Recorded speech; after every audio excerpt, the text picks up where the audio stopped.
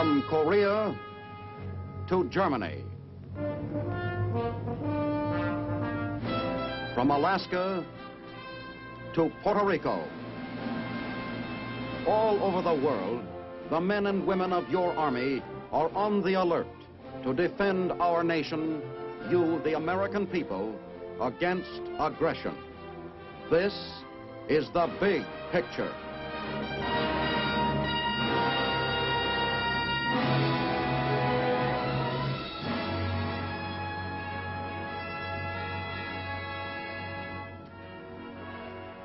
Welcome to the Big Picture, presented by your United States Army. I'm Captain Carl Zimmerman. Today, the Big Picture takes you behind the scenes of West Point, the United States Military Academy. A name that's synonymous with your country's history, your country's military achievements. And later, you'll hear from the ranking cadet of the Corps, Cadet First Captain Gordon Carpenter. And now, an important part of the Big Picture, West Point. On the west shore of the Hudson River, a short distance north of New York City, stands a world-famous institution, an institution dedicated to the defense of freedom, West Point, the United States Military Academy. Much of our country's military achievement can be traced back to these rugged highlands, justifying a belief held by George Washington. For it was Washington who selected this as a site for a military academy and repeatedly urged Congress to establish such an institution. Congressional action came at last in 1802. The system of academic instruction that has made West Point outstanding, both as an educational institution and a military academy, was introduced in 1817 by Colonel Sylvanus Thayer, known as the father of the military academy.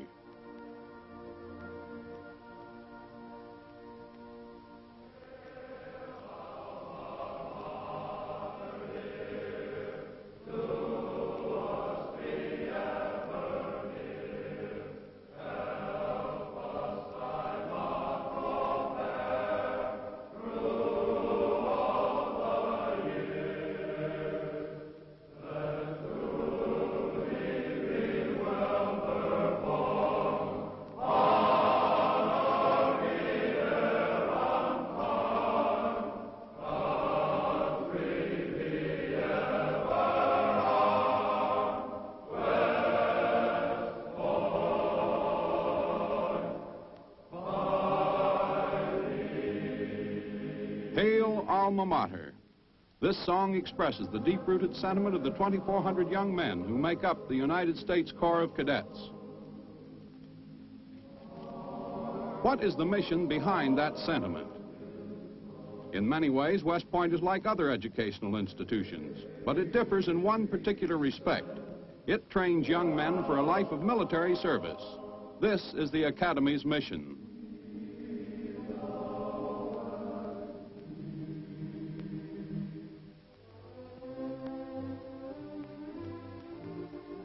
And when a West Pointer graduates, he gets a Bachelor of Science degree and receives his commission as a second lieutenant in the regular Army or the regular Air Force. Postgraduate education leads to higher command positions or technical specialties, or even to important diplomatic assignments in a world that is pressingly in need of leadership. The raw material for this leadership comes each year from a familiar source, the American community. Each year, young men who would enter West Point from civilian life normally seek an appointment from their congressmen or senators. Other appointments go to enlisted men of the regular armed forces, the National Guard, and the reserves.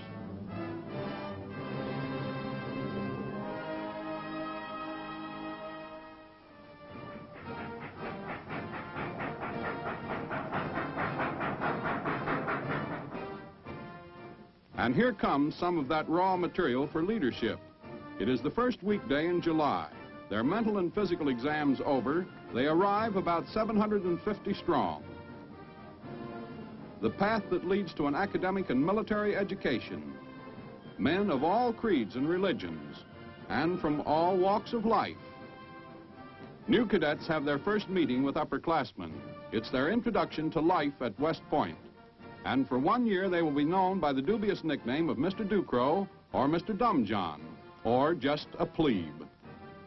And so begins a 4-year period of learning and training. The new cadet's day is a busy one. 3 things he learns almost immediately: military bearing, precision, and courtesy.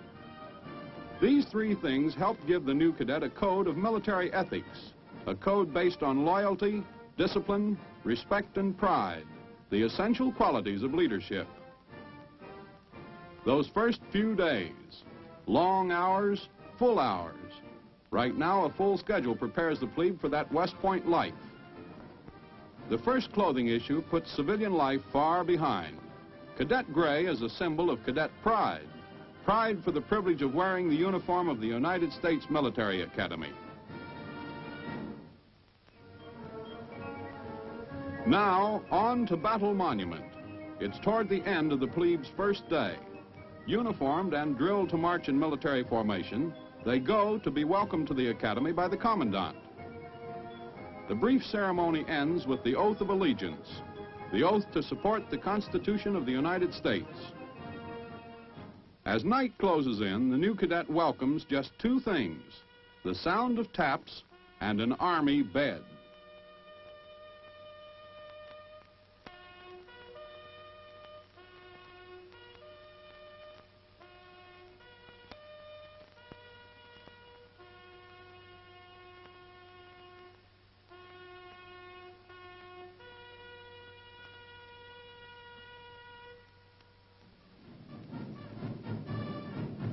Five minutes to dress and fall in for reveille.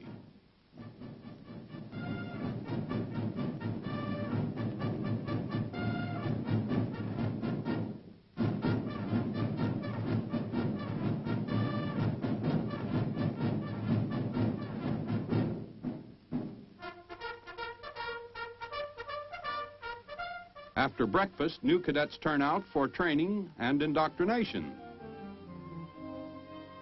The plebe's first hike into the field means that the period of indoctrination is nearly over, and so is his first West Point summer, not without a few mementos.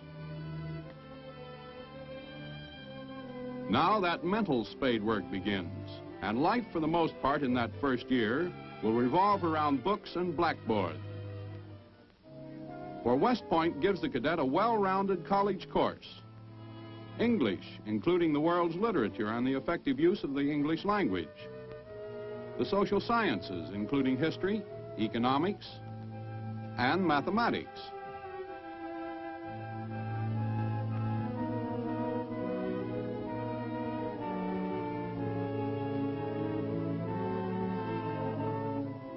Small sections, such as we see here in this mathematics class, are especially designed to give every cadet a maximum opportunity for individual attention.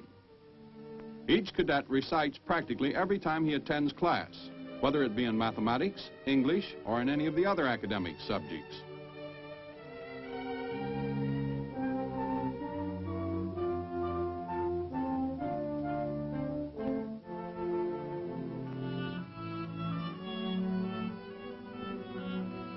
One of the handy teaching methods used at West Point, a device that permits the instructor to lecture and illustrate while facing his audience. Where a class in map reading exchanges glances with an old river, the Hudson, a river that knew the Point as a revolutionary fortress. Each cadet takes a foreign language, for today's global strategy requires a knowledge of lands and their peoples. The faculty, chosen from the combined services, is carefully selected to cover the ever-broadening demands of academic as well as military education. These men have had postgraduate work in civilian colleges and universities. In other words, they are well-rounded educators who will turn out well-rounded cadets.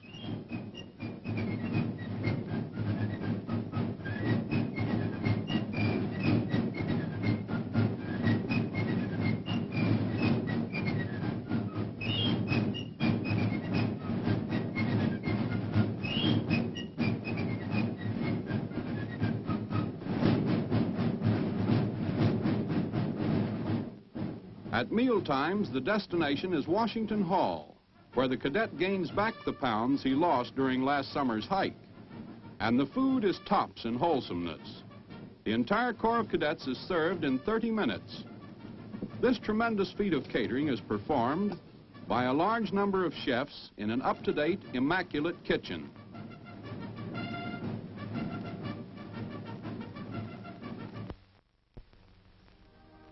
As to all students comes a time for study. The cadet studies either in his own room in barracks or in the historic West Point Library. But life at West Point isn't all study and hard work. There's time for a hobby, such as the well-equipped amateur radio station, or the chess club, or if you want something with more action, model railroading. Yes, there's time to study, time for hobbies. Time for the boodlers for a chocolate malted, or what'll you have? Time for talk, sports, politics, grades, girls.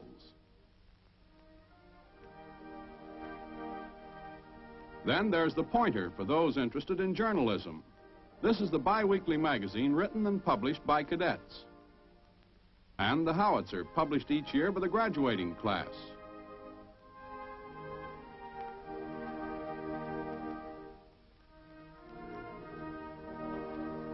Cadets are conditioned mentally as well as physically. Indeed, West Point sports do more than build up healthy bodies. They develop qualities of fair play and teamwork, a double must of leadership.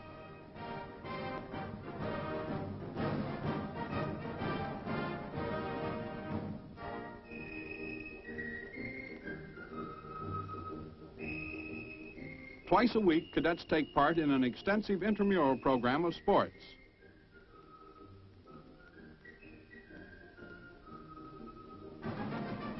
Each cadet must play on a team, unless he's already on an intercollegiate squad. Members of these squads play in competition and contribute to West Point victories and trophies. Before you know it, it's June, bringing the graduation parade in honor of the graduating class. For the plebes, it means recognition, recognition by upperclassmen. This is the first really big day for Mr. Ducrow and Mr. Dumbjohn. Now they shed those dubious names, plus the designation plebe. Now they are yearlings. They have arrived. Before these yearlings get going on their second year at West Point, they have their first furlough at home.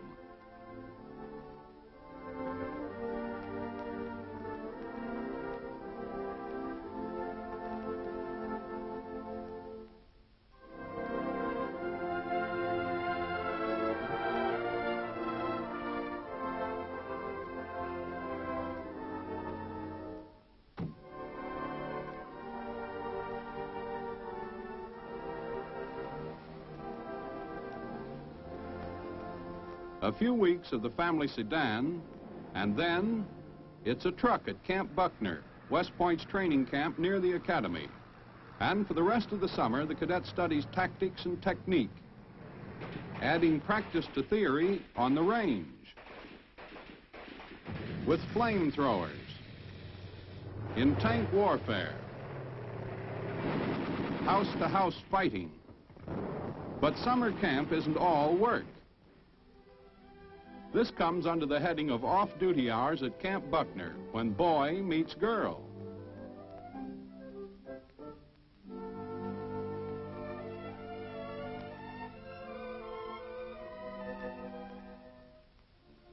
Off-duty or on-duty, the West Pointer is largely his own disciplinarian.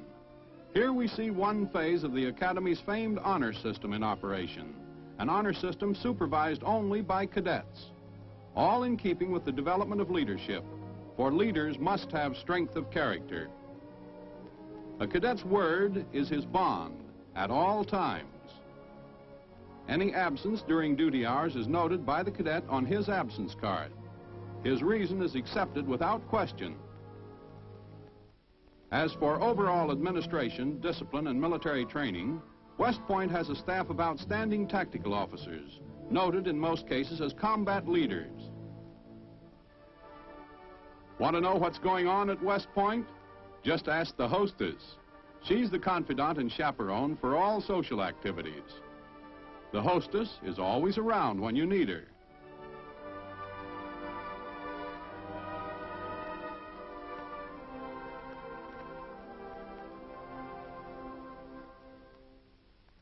And when you don't need her, well, you don't. Trophy Point is always a pleasant spot for a walk. Or Mikey Stadium, named in honor of the captain of the first West Point football team. Come football season, and every one of the 28,000 seats is filled. Speaking about football, the big game is the one in Philadelphia, the game between Army and Navy. This is one of the times when the whole Corps of Cadets, including Mr. Dumbjohn, travels with the team.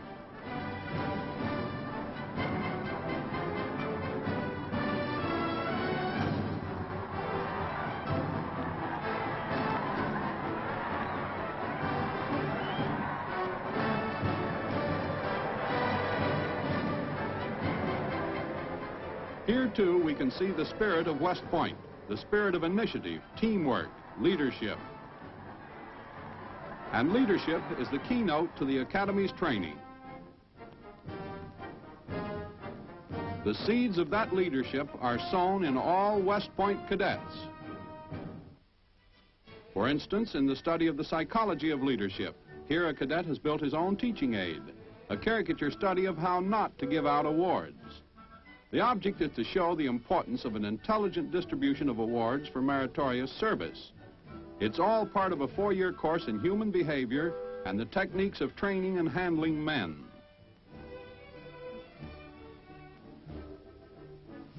Leadership in cadets is further developed by having upperclassmen serve as instructors, by having upperclassmen serve as coaches in intramural sports activities, by having upperclassmen plan special ceremonies for visiting dignitaries.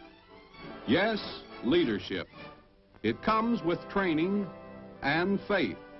Faith as exemplified by these words of the cadet prayer.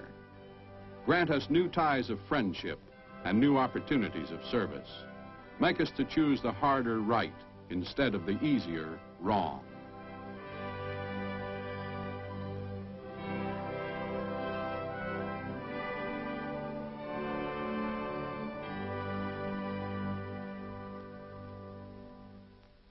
The West Point course is well balanced between the humanities and technical subjects. Here we see a class in social science dealing with a problem in international relations. This subject is further explored by the annual Student Conference on U.S. Foreign Affairs. In the technical field, West Point's laboratories contain some of the finest equipment in the world, all geared to give the cadet a fine scientific background.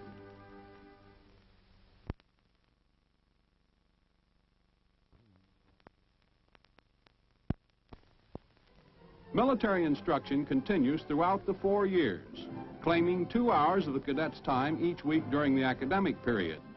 9 months of each year are devoted to academic instruction. The bulk of a cadet's military training comes during the summer, when college students are normally on vacation. Summer training includes trips to military installations, like Fort Benning, Georgia, to study the latest in modern warfare, in this case, airborne infantry tactics.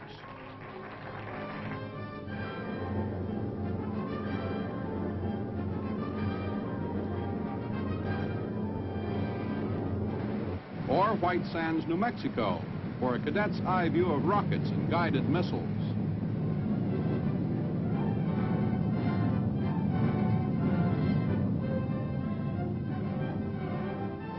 Or the Aberdeen Proving Ground in Maryland, center of the most modern developments in artillery and other ordnance equipment. Or the Wright-Patterson Air Force Base in Ohio, to see the latest developments in air warfare.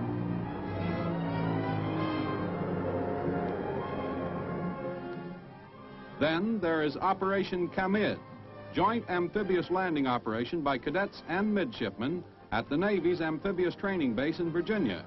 Camid, CA for cadet, MID for midshipman. Well, it looks as if the long haul is nearly over. When first-classmen receive their rings, it means that graduation is just around the corner. A few months more, and June week, the week of graduation. June week brings out the alumni, and the oldest living grad present places a wreath at the foot of Colonel Thayer's monument. Other old grads, many retired, return to the point to pay tribute.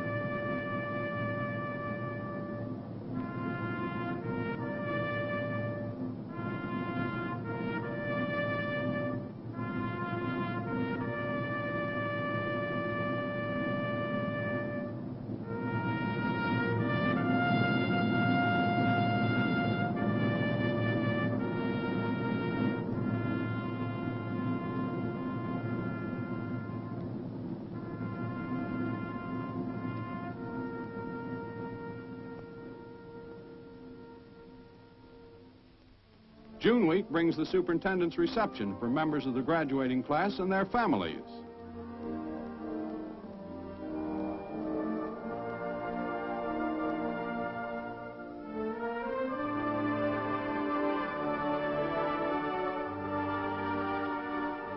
And June week hops.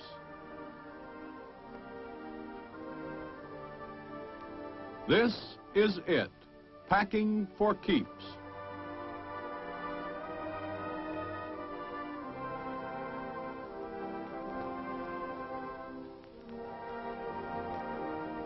Finally, the graduation parade, the last parade with the Corps of Cadets. Members of the graduating class take their place in the reviewing line.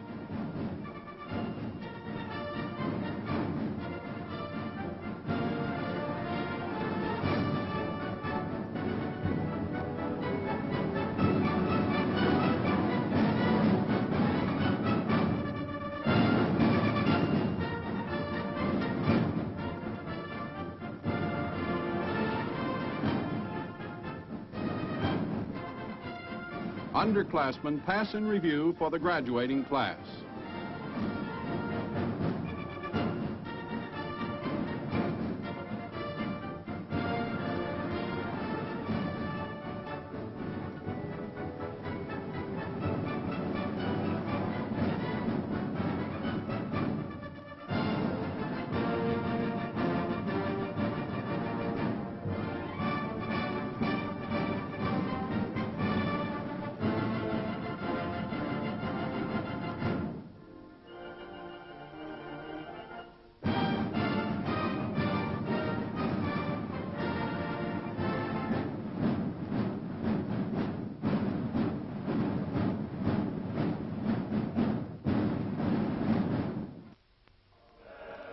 On the morning following the parade comes graduation, the long-awaited moment when each cadet receives his diploma, a Bachelor of Science degree, and commission as second lieutenant.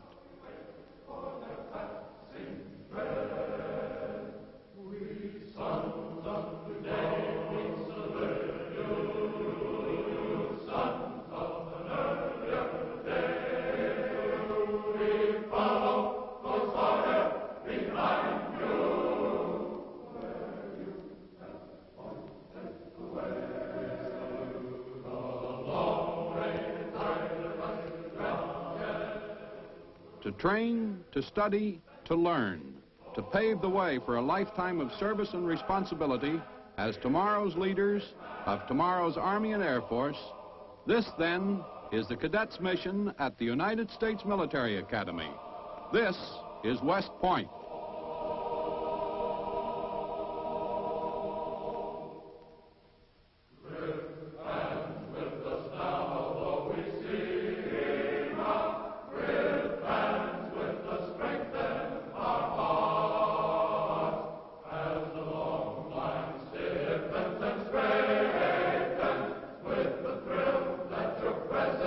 Impossible.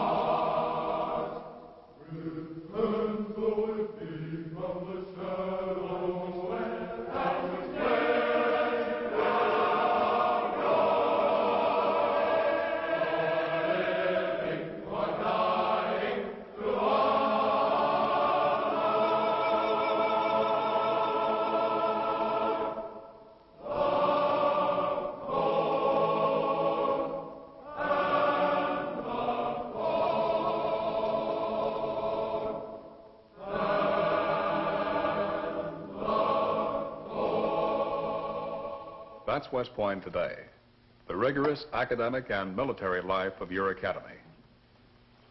Cadet First Captain Gordon Carpenter of Silver City, New Mexico, ranking cadet in the Corps, can tell you what it's like. Well, Mr. Carpenter, why did you decide to go to West Point? I believe we can call it a childhood ambition. Ever since I was very small, I wanted to go to the academy. Later, I got in the Army, found out I liked the life, and, well, the opportunity came along. How did you get your appointment? It was an Army competitive appointment, sir. Now, is anyone in military service eligible to apply for one of these competitive appointments? They certainly are, yes. Provided a man has 1 year's service, he can meet the mental and physical requirements, and upon recommendation of his commanding officer, he can compete for entrance to the academy. Well, what are some of the other methods of applying for an appointment? By far the most common method is either a senatorial or a congressional appointment. However, each year there are a number of cadets admitted through competition in the reserves and the National Guard, as well as sons of deceased veterans and a few presidential appointments. Well, now, you're going to be a graduate in June, right? I hope so. Well, looking back on the past few years, what do you think is the keynote to West Point training? I believe that all the training there, sir, is pointed toward the development of the cadet's character. It gives each one a basis for a really successful military career. Well, thank you, Mr. Carpenter, for bringing a personal view of West Point to the big picture. Next week on our program, we'll show you the Army Reserve Team, the Organized Reserve, the National Guard, and the ROTC. This is Captain Carl Zimmerman, inviting you to be with us then.